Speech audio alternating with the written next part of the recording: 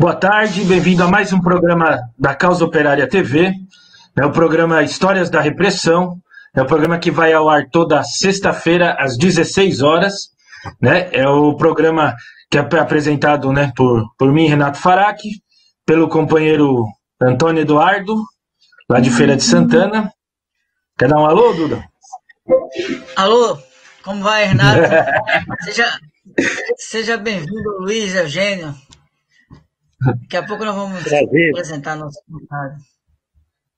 Ok. Isso, e pelo companheiro Vinícius, né? Mas o Vinícius hoje não pode participar, né? E hoje a gente tem uma presença aí, né, de um companheiro aí da Causa Operária, né? Que vai contribuir aí com o tema do programa, né? Que é a CSN, né? As greves aí, a repressão, né? Que teve aí o movimento que teve dentro da Companhia Siderúrgica Nacional. A gente vai apresentar ele daqui a pouco, mas primeiro eu vou só fazer os anúncios aqui. Bom, sempre pedir para os companheiros, né, curtir e compartilhar o vídeo, né? Você ajuda aí com isso, apenas com isso você ajuda a divulgar e aumentar o alcance da transmissão, né? Se tornar aí a Causa Operária TV mais conhecida, né? Ajudar aí também a difundir as ideias e o programa do Partido da Causa Operária. Então, ali também, para outro modo de contribuir, né, e de sustentar o nosso canal, né, um canal independente, um canal operário, né, que não recebe financiamento aí dos grandes capitalistas, né, depende só da contribuição, né, dos leitores, dos trabalhadores, né. Então, você se tornando membro, né, do canal, tem um botãozinho ali embaixo, chama Seja Membro, né, ali você já se torna membro e pode contribuir aí com um valor pequeno, mas que é significativo aí para a Causa Operária TV, né. Então, ali é importante, né. Esse é o modo a forma de financiamento, né, que a gente está, inclusive, faz campanha aí, que é importante para manter, para aumentar tudo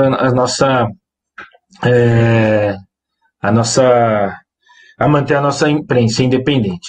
Também fazer propaganda aqui do site da Causa Operária TV, né, cotv.com.br, é o novo site da Causa Operária TV, né, lá tem todo o acervo, né, todo o acervo que está no YouTube está nessa página, né, no site, né, da COTV, né, lá tem os programas, tem a programação, né, tem os apresentadores, tudo, e lá você pode também ativar os serviços de notificações, e ali com certeza, né, o YouTube tem um problema aí que não manda toda hora, quando tem algum programa novo, as notificações, né, mas no site da Causa Operária, com certeza você vai receber o aviso, né, vai ficar bem informado aí sobre os novos conteúdos, né, o que é publicado no canal.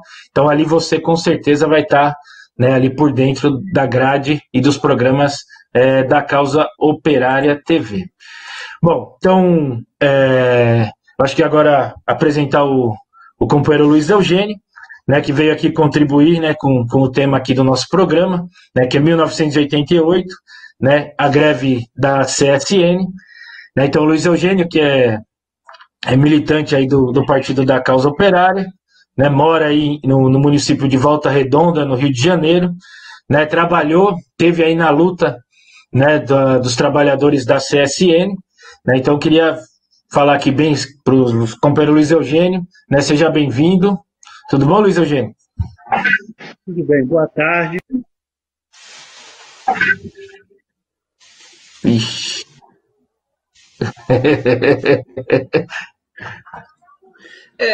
Nós tivemos aí beleza, Luiz. Então tá. É isso, e estou aí para contribuir no que for possível, companheiro. Luiz, agradecer muito a sua presença, né? Informar também que o Luiz Eugênio é um candidato operário do PCO, a cidade de Volta Redonda, né? E para estar participando do nosso programa. Bem, Luiz, a primeira questão que a gente gostaria de saber, assim, você falar um pouco dos antecedentes antes da greve de 1988. Nós tivemos uma greve importante em 1984, né? e o surgimento de um movimento sindical, um movimento operário, na cidade de Volta Redonda, mais precisamente na CSN. Se você puder contar um pouco dessa história aí anterior à greve. Sim, eu acho que inicia desde o ascenso operário que acontecia no ABC Paulista e o final essa efervescência operária criou-se oposições sindicais em todo o país.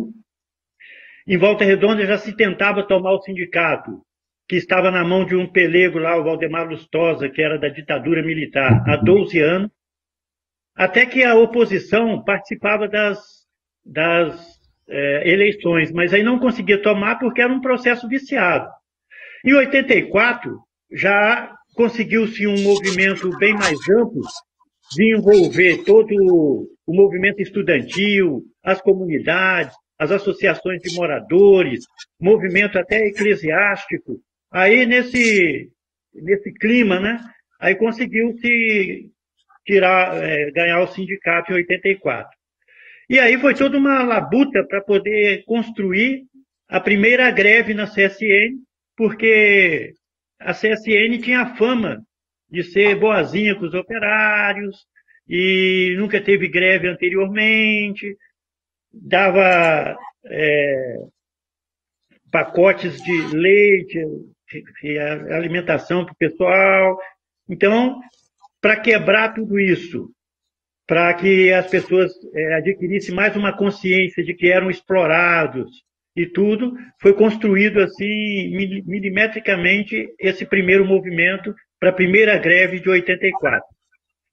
E essa greve, ela realmente foi uma greve muito interessante. Durou 5 dias e com o envolvimento de toda a cidade, que apoiava os operários que fizeram a greve por ocupação dentro da fábrica. Ali foi o pontapé inicial para que se formasse, a partir daí, comissões de fábrica, dentro da fábrica, e o relacionamento com os movimentos sociais da cidade. Então, cada vez mais, o movimento ele desenvolvia em consciência, em organização, que chegou até o momento de 88. Também tinha repressão, porque também a burguesia também ia aprendendo com as greves. Mas aí a gente também avançava nas nossas consciências e nas nossas organizações. Na verdade, a greve de 88 já foi a 6ª greve dentro da CSN que culminou no confronto com o Exército. Você ia perguntar? Ô Luiz, e a greve de 88, qual foi a pauta fundamental e as reivindicações que levaram aquele movimento? A greve de 88. Com as 3 primeiras greves, eles vendo a força da organização que estava surgindo na cidade, começaram a chamar o Exército. E as primeiras aparições do Exército nos movimentos amedrontou um pouco a organização e as pessoas começaram a se dispersar. Então, na primeira, dispersou-se rapidamente, a primeira vez que o Exército compareceu. Da segunda vez, demorou mais um pouco. Da terceira vez, mais um pouco ainda. Foi até que, na 5ª greve, era até uma greve geral de 87, a CSN, a direção, o governo da época, decidiu reprimir mesmo o movimento. E aí pegou os cipistas, que aí chama cipeiro em São Paulo, em alguns lugares tem outros nomes, mas eles têm estabilidade no emprego e o nível de organização que o cipista tem por parte do trabalhador é chegar até a vice-presidência, porque a presidência pertence à empresa. E nós tínhamos a vice-presidência da CIPA também. E tem uma estabilidade do mandato e 2 anos de estabilidade no emprego que não pode ser mandado embora. Então a CSN, na greve de 87, mandou todos os cipistas, colocou na rua, proibiu a direção do sindicato de entrar dentro do sindicato e fazer aquela discussão, aquele bate-papo com os operários, Então, os movimentos ficou assim isolado. Quem estava dentro da fábrica continuava lá. Quem estava no sindicato não podia ter acesso ao movimento dentro da fábrica. E quem eram os cipistas estavam demitidos. Então, quer dizer, essa situação, como uma compressão, foi levando um grau de consciência dos operários que as reivindicações que eram sempre econômicas, e o plano Bresser de 26% de reposição salarial, aumento salarial, isonomia de funções, nesse caso aí, essa greve foi um exemplo porque ela saiu da pauta econômica e partiu para a pauta política, porque a exigência número 1, que todo mundo queria, é a reintegração dos demitidos e dos cipistas dentro da fábrica. E o acesso da direção do sindicato, de novo, para poder ter contato e diálogo com os operários. Nós construímos um vigoroso movimento de comissão de fábrica, que é um boletim chamado Luta Metalúrgica, que até hoje eu estou coordenando ele, e a gente ainda tem esse boletim, onde os operários contribuíam na imprensa desse boletim, na parte econômica, de ajudar a sustentá-lo, e trazia sempre as informações, as denúncias de chefe, tudo a repressão que tinha dentro da fábrica. Então, isso aí era a comissão de fábrica para ver o nível de organização que tinha nesse período aí, até em 88. A greve de 88. Agora, o início da greve em 88 foi em novembro, né, de 88. Como se deu esse início, as assembleias e a participação dos operários nesse movimento? Na verdade, começou com a greve na FEM, onde eu trabalhava, que é uma subsidiária da CSN. Como a gente estava assim, muito isolados e basicamente frustrado pelo nível de organização e de coisas que a gente já tinha feito, de movimentos e tudo, aí a gente, nesse isolamento, fomos buscando alternativa dentro da fábrica. A gente conversando nesse período, eu estava dentro da fábrica e essas direções nossas estavam todas fora da fábrica, inclusive a direção do sindicato. Aí a gente começou a fazer essa organização de comissão de fábrica interna e o primeiro passo foi pedir a isonomia salarial dos mestres com os encarregados. Eles tinham um salário defasado. Eram pessoas que tinham uma profissão, foram classificadas fazendo função de encarregados e de mestres, mas ganhavam ainda como operário. Aí começou a pedir essa isonomia, começou um movimento. Eles chegaram a um ponto seguinte, que naquele salário que eles estavam, se eles fossem demitidos, eles ganhariam da mesma forma. Então estavam dispostos a fazer um vigoroso movimento, que ou conseguia o que queria, ou se fosse mandado embora também não se importava. E esse movimento começou por um departamento e aí foi adquirindo um grau de elevação política maior e viu que não se ganhava o movimento se ele estivesse isolado. E que, pelo contrário, teriam que envolver todos os outros departamentos, inclusive da CSN, porque a FEM era uma subsidiária, para que o movimento ganhasse força e poder o suficiente de conquistar o que nós queríamos. Com isso foi aprimorando a consciência, e aí pedimos, vamos incluir nisso daí. Aí esse movimento foi reprimido, teve 50 demissões, eu saí nessa lista dos 50 demitidos, da FEM, e esses ataques que a gente ia sofrendo, ia acumulando energia e força. Então isso começou em junho, aí foi julho, a repressão todinha, agosto, setembro teve outro movimento já ampliado e foi continuando essa greve, outubro, aí novembro, já conseguíamos envolver todo mundo, toda a cidade, no movimento em que ocupou a CSN e paralisou, de fato, toda a cidade, toda a produção da empresa, que até culminou com a greve, com a entrada do Exército, a invasão do Exército no movimento, que morreu os 3 operários e tudo mais. Mas o que acontece é o seguinte, a pauta número 1 seria a reintegração dos demitidos e dos cipistas e o acesso da direção do sindicato à empresa, junto com o Plano Bresser, aí vem as pautas econômicas. Então, aí que está o teor dessa greve, que demonstra uma das primeiras e talvez a única grande greve de solidariedade dos operários, comovidos com a demissão e para reintegrar todo mundo, porque senão a empresa não ia produzir mais um parafuso. Antes da gente entrar aqui na discussão, né, a gente fala um pouco dessa invasão do Exército, você fez uma menção aqui ao problema da ligação do movimento operário com o movimento popular, né?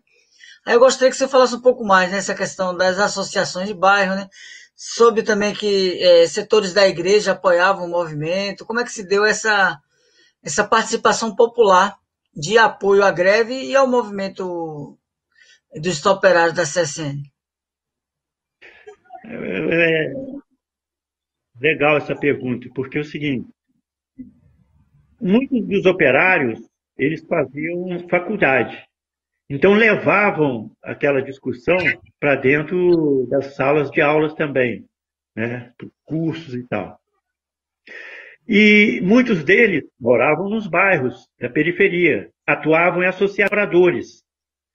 Muitos deles eram religiosos, né, católicos, protestantes, e levavam essa discussão também para as igrejas.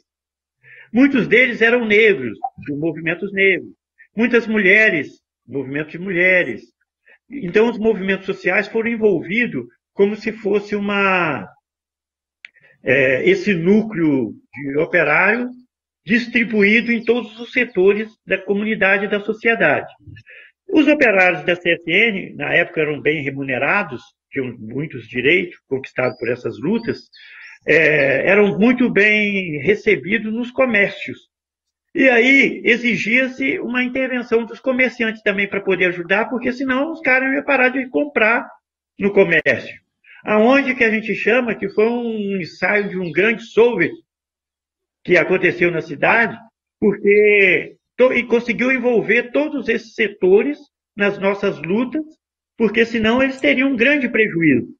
E às vezes os padres, na época da hóstia, na hora da hóstia, eles tinham que fazer menção de que a CSN estava em greve e que precisava de apoio de toda a comunidade, porque senão a repressão, senão a percas de direito, demissões e essas coisas todas. Isso aí foi adquirindo essa consciência coletiva. E aí, quando às vezes, foi interessante porque a participação da mulher também foi fundamental nisso daí, quando os maridos lá, em greves, 5, 6 dias de ocupação dentro da fábrica, preocupados com os familiares, aí elas, as mulheres, as associações de moradores, os movimentos sociais, tudo iam para a porta das fábricas e nas grades, tudo, passar ali, pernoitarem ali, junto com os maridos, mandando recado e tudo mais, para poder ajudar a sustentar a greve. Então, esse é um grande mérito que teve, foi conseguir essa unidade. É assim que chegou nas universidades, é assim que chegou nos bairros, é assim que chegou nas igrejas, nos movimentos sociais. Os próprios operários, ou do bairro, ou do colégio, ou de associações sociais, levavam os informes e traziam a participação dessa galera conosco. Isso que você coloca é muito importante, Luiz, quando você retrata mesmo essa comparação com os soviets, né, que você vê as imagens, ainda hoje, né, nos documentários sobre essa greve, que havia uma grande participação, a solidariedade da população, né? Isso daí foi uma coisa importante que chamou a atenção do país inteiro. Nós vamos analisar daqui a pouco o problema da repercussão, mas ali se coloca claramente a questão do poder operário, né? O fato de que a classe trabalhadora é um ponto fundamental aí na luta de classe. Aí, Renato, você gostaria de fazer alguma questão?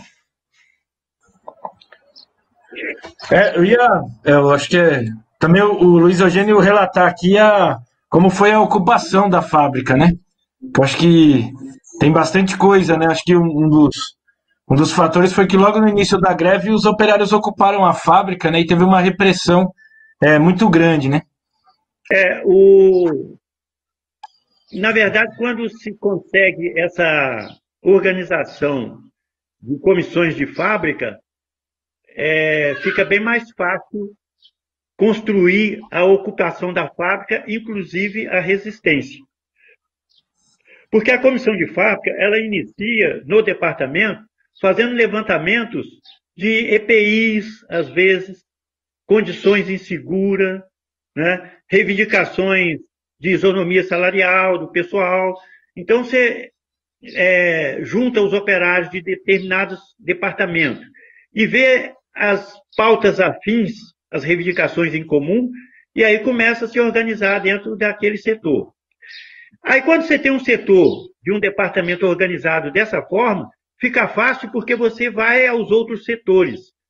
Quando a gente via algum setor que queria vacilar na greve, alguma coisa assim, aí a gente fazia uma coisa chamada arrastão. Você saía todo o grupo de determinados departamentos e setor e ia para lá com a comissão de convencimento, que a gente falava, ia convencer os outros companheiros a participar conosco também da greve. Falava, não, tem que ser por aqui. Então, eu acho que um grande passo para poder conseguir êxito nesse tipo de movimento é começar pelas organizações de fábrica, as comissões de fábrica, porque aí você tem lá o chão da fábrica nas mãos, né? E fica muito mais fácil. Agora, é claro que a CSN ela fez de tudo para poder, inclusive até hoje, né? Para desmobilizar, desorganizar, despolitizar, reprimir, demitir, dispersou o pessoal. Teve uma fase em que ela pegou, deu cartinha para os pessoal irem para outros departamentos fora da cidade. Começou a exportar todo mundo para sair. As lideranças foram para outros departamentos em Minas Gerais, onde ela tinha base fora. Ela começou a pegar as lideranças com cartinha e falou, não, aqui você não... A gente não vai te mandar embora, mas não precisa de você aqui e você tem que ir trabalhar em outras áreas, nossa, em outros lugares. É isso ou demissão. Então, o que sustentou mesmo o êxito do movimento foi as comissões de fábrica. Isso é essencial nesse tipo de movimento e de organização.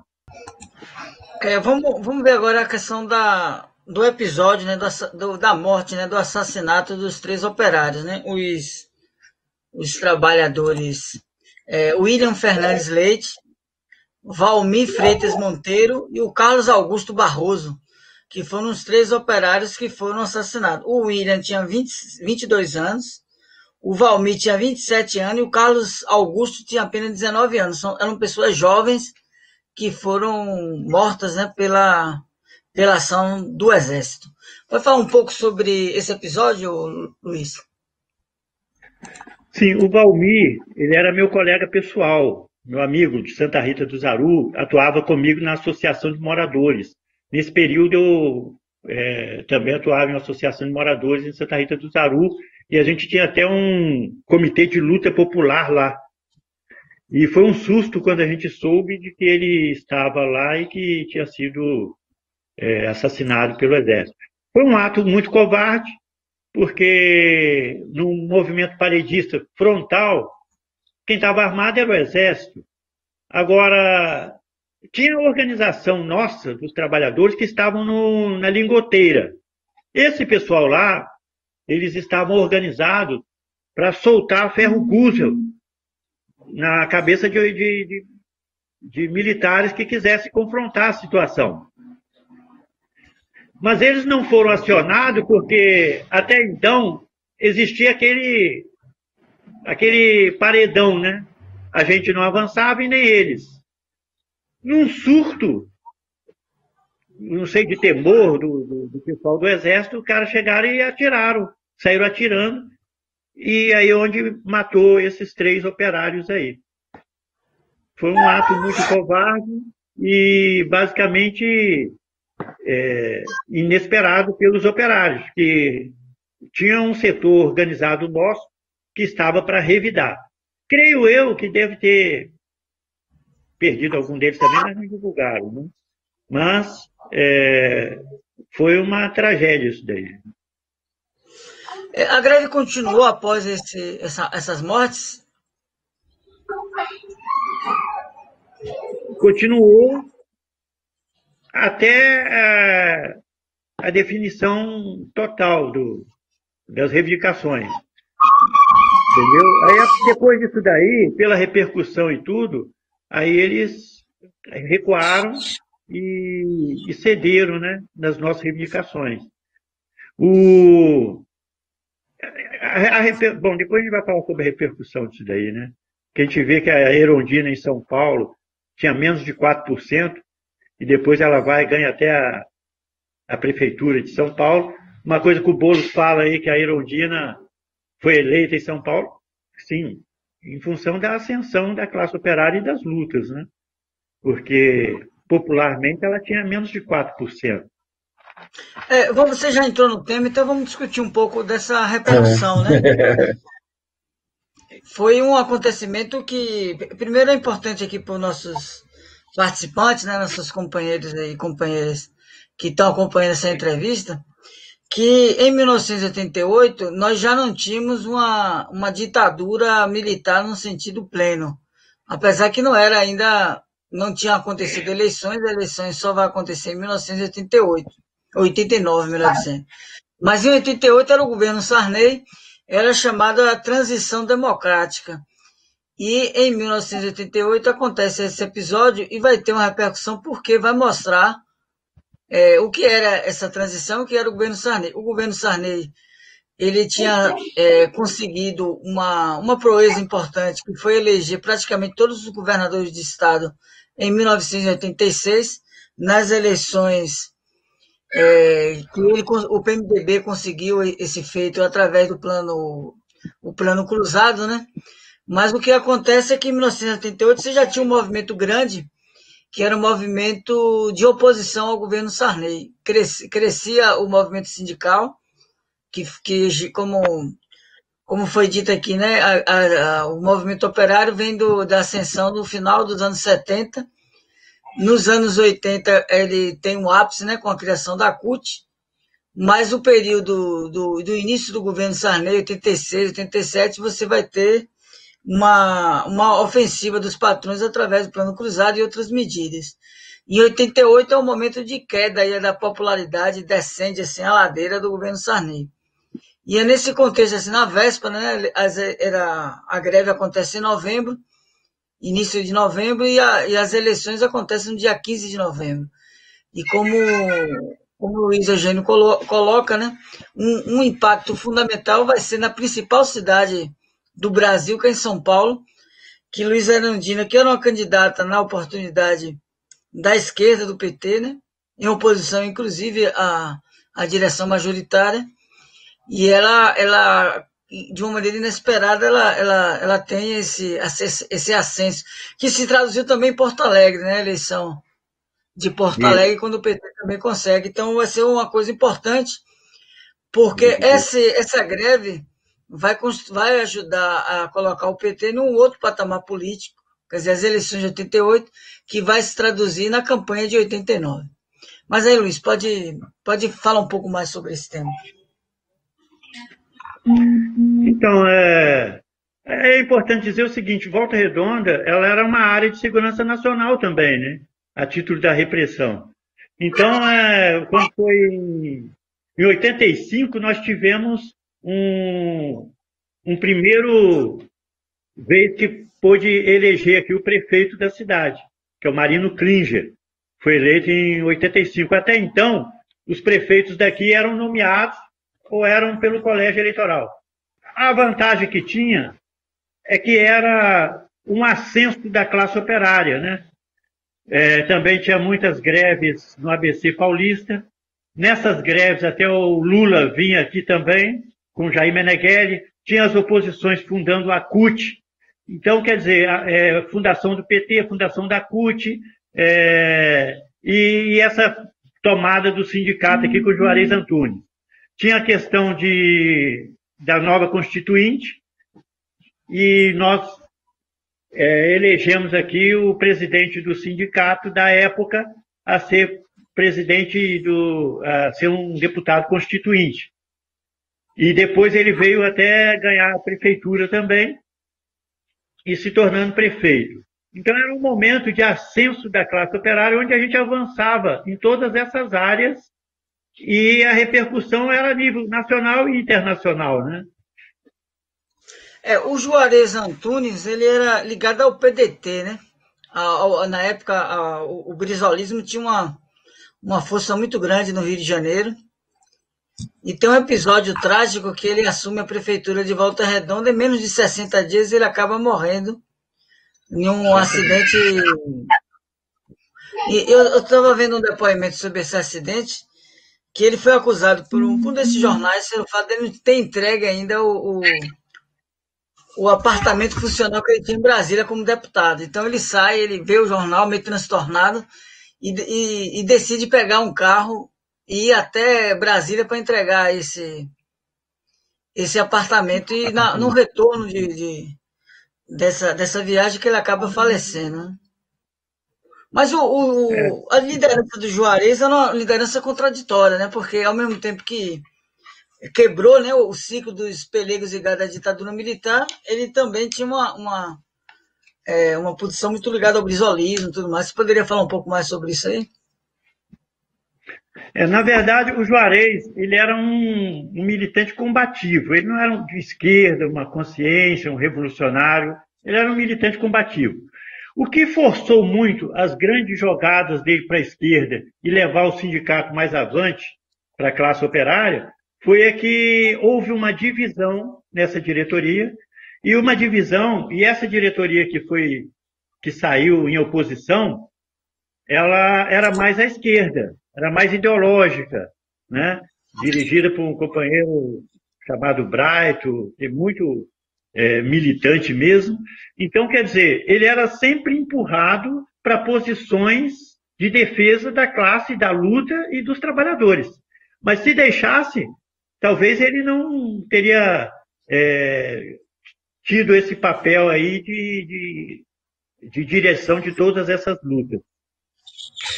Agora, essa oposição é que forçavam sempre a avançar nas pautas, nas reivindicações, nas greves de ocupação e tudo mais, no sindicato. Agora, o Juarez ele era muito carismático, né? Ele era um bom orador. Na época, ele tinha, como você falou, da força do brizolismo no Rio de Janeiro, ele era quase que mais conhecido que o Lula aqui, entendeu? Até porque o Lula vinha aqui nas greves aqui, falava uns 5, 10 minutos, mas o Juarez monopolizava todas a oratória das greves e tudo.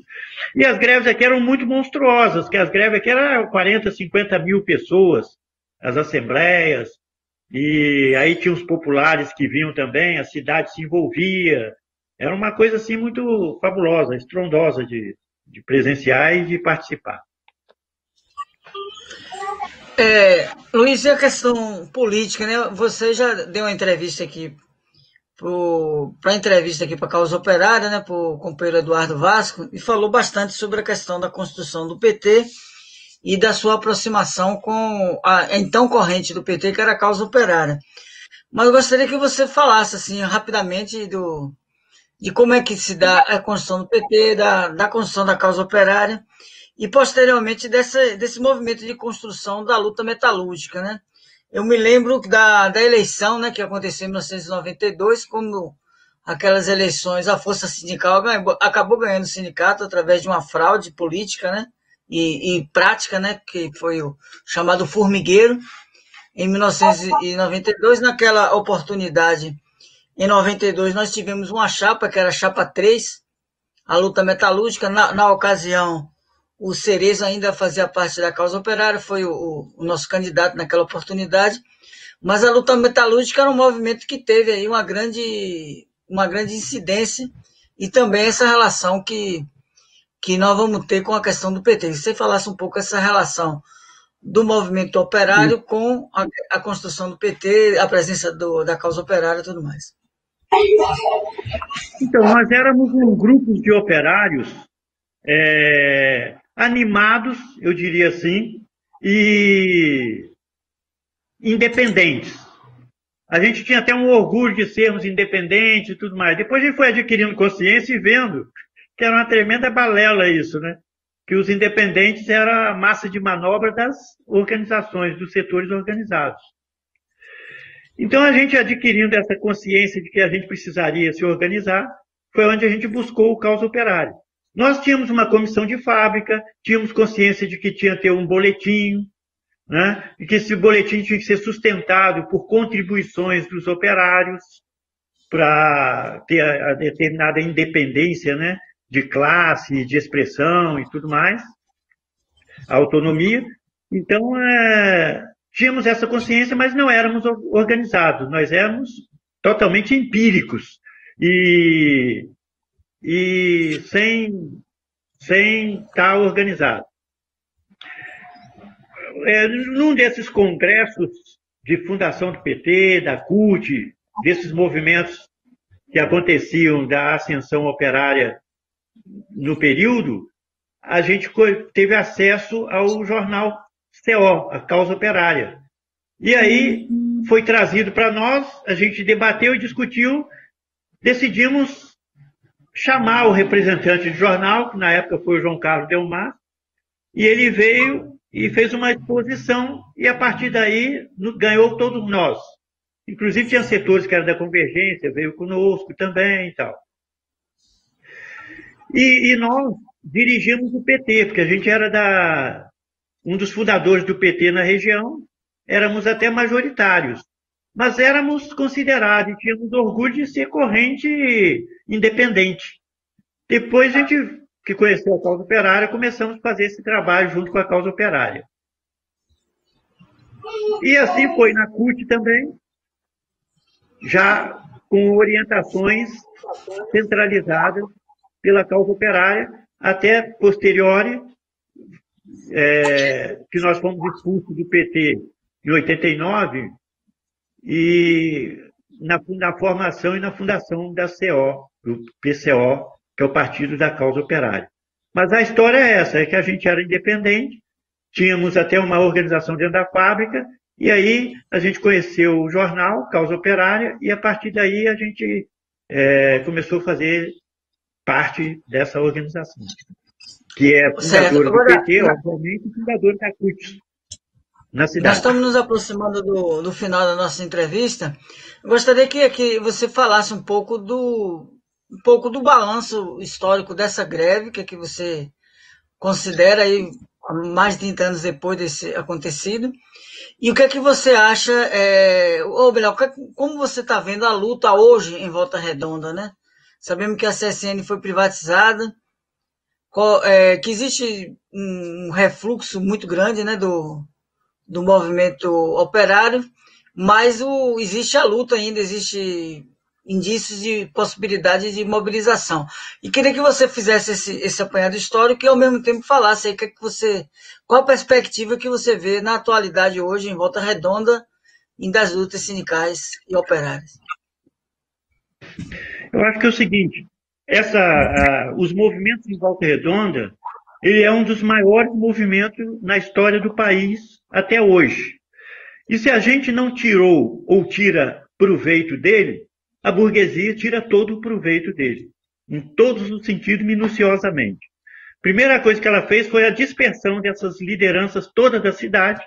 Aí você vai para Mato Grosso, vai para Bahia, vai para São Paulo, vai para Brasília, desses lugares tem gente que participou dessa greve, tudo disperso em algum lugar, em algum momento. Então, e foi trabalhado aqui uma desmobilização e uma tentativa de desmoralizar, né, a classe. A burguesia se organizou mais. Essa direção do sindicato formigueiro, da força sindical, foi muito perniciosa para a gente, porque eles tinham um know-how de fraudar eleições. No entanto, eles estão até hoje no sindicato, e a gente não consegue montar uma organização naquele nível mais, porque foi muito investido, desde a privatização, na desmobilização e na descaracterização da consciência de classe e de luta aqui. Nós temos que começar um movimento do zero, desde as organizações dos boletins na porta de fábrica, tentar organizar os operários nos seus setores de trabalho de novo, porque, além de tudo, ainda houve muitas demissões, caiu bastante o fluxo de concentração que tinha no departamento. A outra coisa é o seguinte, e tem todas as condições para poder a gente criar esse movimento de novo, porque houve um rebaixamento de salário, tira bastante direitos que perderam, né? Mas é uma rotatividade. Tem muitos terceirizados, a empresa começou a fazer aí, distribuir o trabalho para empreiteiras, para não ter esse vínculo laboral mais estável. Então, eu vejo que nós estamos na iminência de ter uma eleição sindical. A oposição tem chances de ganhar, mas existe todo um controle da empresa sobre os operários com vigílias, com eleições monitoradas, com ameaças do chefe, com influência, inclusive no meio jurídico, né, da justiça, para julgar favorável a eles, e manipulação do estatuto, de que há um corte de pessoas legais que poderiam votar, porque eles criam regra de que as pessoas não conseguem estar sindicalizado, apto para poder votar. São os desafios que estão colocados para nós. Agora, pelo histórico de influência que a gente já teve, pelo grau de consciência de classe, creio eu, isso tudo ser superado. É a crise que nós estamos vivendo, que é a crise de direção política. Como muitas das direções políticas se burocratizaram, estão encastelados nesses poderes e não querem largar o osso, e ainda impedem de outras pessoas tocar o trabalho para frente, é o que nós estamos fazendo. Nós temos um boletim de luta metalúrgica, trabalhamos na categoria com ele, estamos aí para concorrer às eleições, de repente a gente consegue inverter todo esse quadro, que ele ele é trabalhado, é um quadro que é trabalhado pela burguesia para poder manter do jeito que está as coisas, sem conseguir de novo essa consciência e essa tomada de posição dos operários. Agradeço aí a entrevista, muito, muito importante, muito relevante a sua fala hoje. Renato, podemos, fechando o programa, ver mais uma fala de Luiz também, agradecendo, né? Bom, quer falar alguma última coisa, Luiz Eugênio? Mas rapidinho que a gente já passamos. Tá, eu gostaria de agradecer, Renato. É uma honra ter participado aqui com vocês. Já pedindo desculpas se eu não consegui ser claro o suficiente em determinadas perguntas, mas estou aí à disposição e bola para frente, porque a luta continua. Exatamente. Bom, então, agradecer aí os companheiros, agradecer o Luiz Eugênio mais uma vez por contribuir aqui no programa, agradecer o companheiro Duda, né, por participar, né, pedir para os companheiros aí curtir e compartilhar o vídeo, né, sempre isso daí. Então, sabendo que o nosso programa Histórias da Repressão vai ao ar toda sexta-feira, né, às 16 horas, né, para falar aí sobre repressão, sobre a luta aí dos trabalhadores, né, outras coisas que envolvem aí a repressão. Então, para os companheiros gravarem aí o dia e o horário, né? Não deixe de acompanhar aí a grade horária da Causa Operária TV, né? Na sequência aí tem o Jornal das 5, né? Ao vivo aí com os companheiros, né? Às 18 horas, né? Tem o programa Não Compre os Jornais, Minta Você Mesmo, ao vivo também, e logo após o Cine Clube Luiz Buñuel, né? E às 8h30 o resumo do dia ao vivo. Então, deixar para os companheiros aí, agradecer a todos e até a próxima sexta-feira.